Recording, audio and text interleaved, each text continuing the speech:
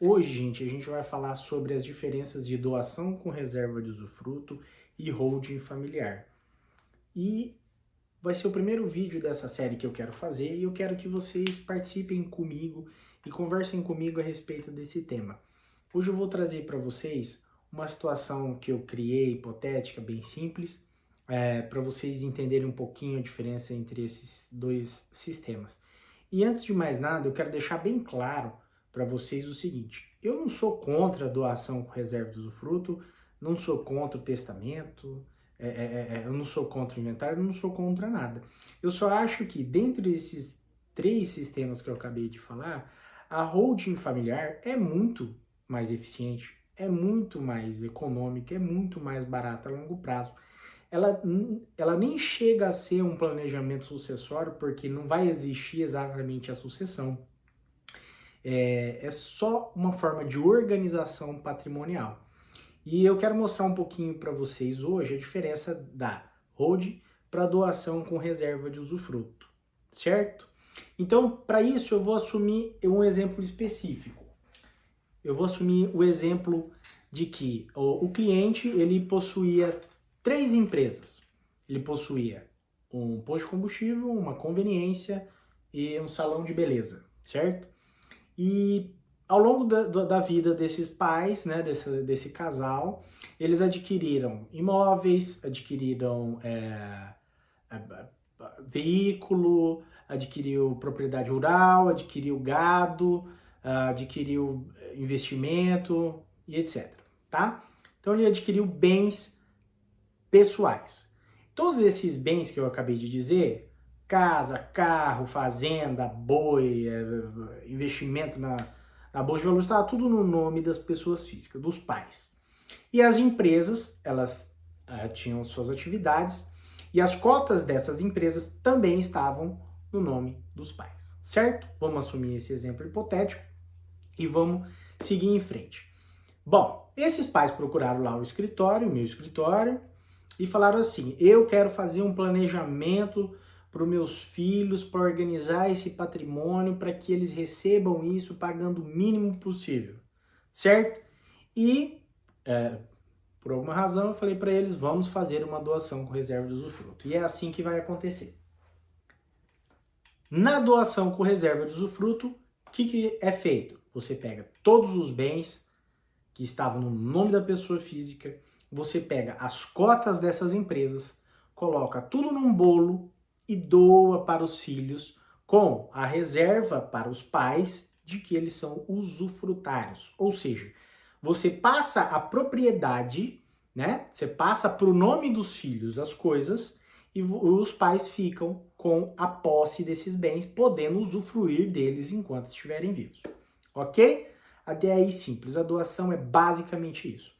O problema mais comum da doação: se os pais, como usufrutários, tiverem intenção de alienar, de dar em garantia, de vender para comprar uma propriedade maior, para vender a casa para comprar uma casa maior, qualquer coisa, que eles tenham o intuito, interesse de fazer com os bens deles, não vai conseguir, porque os bens não são deles, né? Aí nessa situação eles doaram, então os bens são dos filhos, eles só são usufrutários. Então o que eles vão ter que fazer? Eles vão ter que pedir para os filhos a autorização dos filhos para poder vender, alienar, penhorar os bens que eles são usufrutários, certo? Até aí é o primeiro problema. Você não tem, os pais não teriam, no caso, a propriedade desses bens, logo eles não poderiam alienar e vender, ou fazer qualquer tipo de negociação que seja do interesse deles.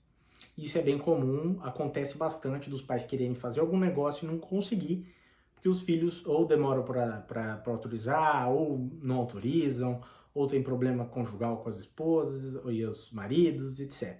O segundo problema é o seguinte: todos os bens ficam num bolo doado aos filhos, então a propriedade desses bens é dos filhos.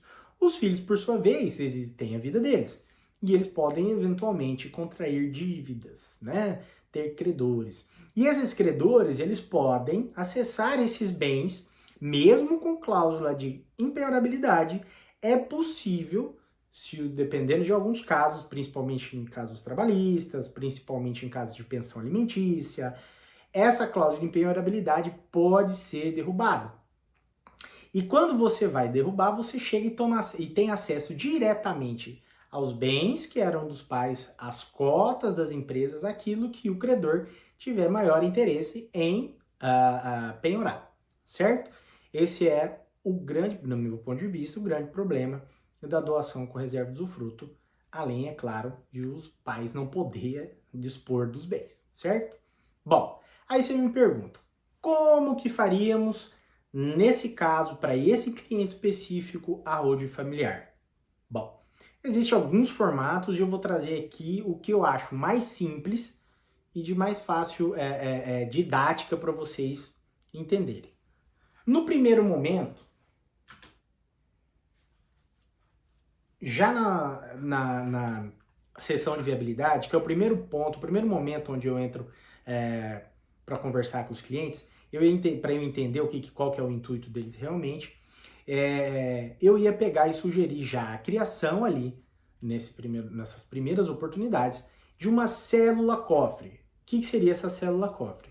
Seria o primeiro passo da holding familiar, onde nessa célula nós colocaríamos os bens materiais, aqueles bens que eu falei lá no começo, a casa, o carro, a fazenda, o dinheiro, o gado, o barco, tudo que eles tiverem de patrimônio físico que tiver deles, colocaria nessa célula cofre. Que essa célula cofre vai ser gerida e administrada enquanto viver pelos pais, destinada aos filhos, assim como lá na doação. Essa célula cofre vai ser destinada aos filhos. Beleza. E aí, como que vai fazer? E o posto de gasolina, a conveniência, o salão de beleza?